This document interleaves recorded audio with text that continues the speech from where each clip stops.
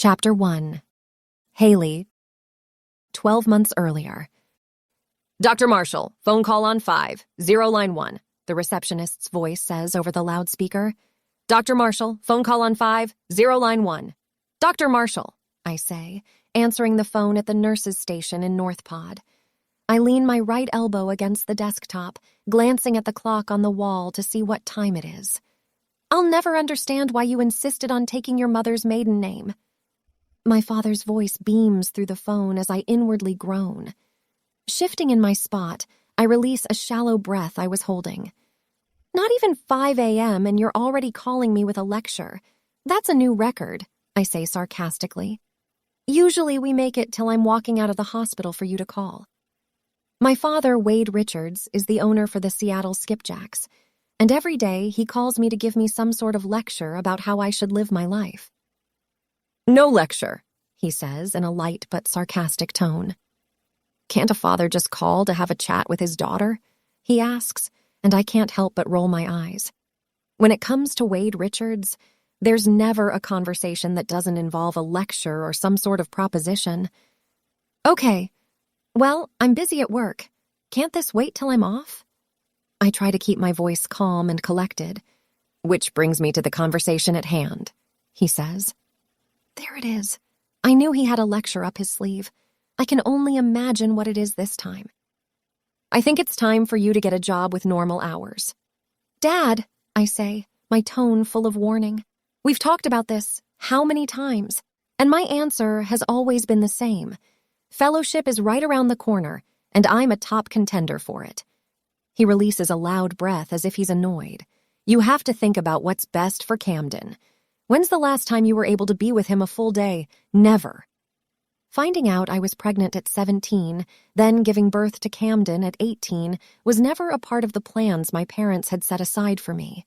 Raising Camden as a single mom was even more of a wrench to their plans. They were against it all. Medical school, motherhood.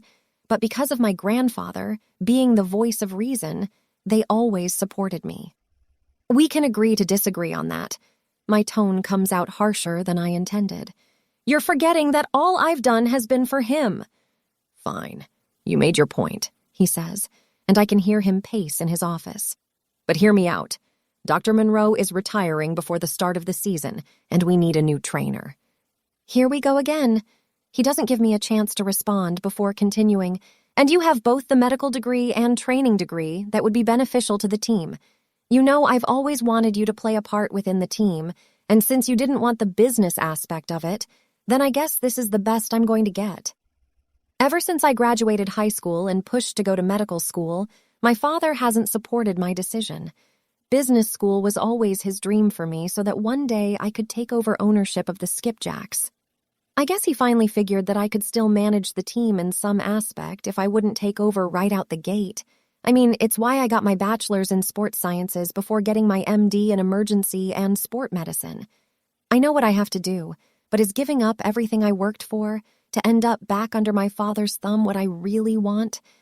I know what my answer should be, but I can't help but think how incredible taking a fellowship would be long term. I release a breath, trying to gather my thoughts. Dad, can I have a day or two to think about it before I formally accept your job offer? I say, even though I know he's right. I owe it to Cam.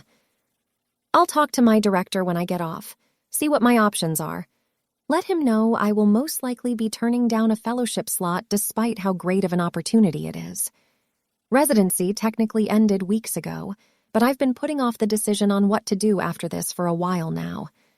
Fine, then I guess I'll let you go, he says with a softer tone, yet I can still detect the hint of triumph. Camden and I will be over before we head to hockey camp at the arena, he reminds me as if I've forgotten.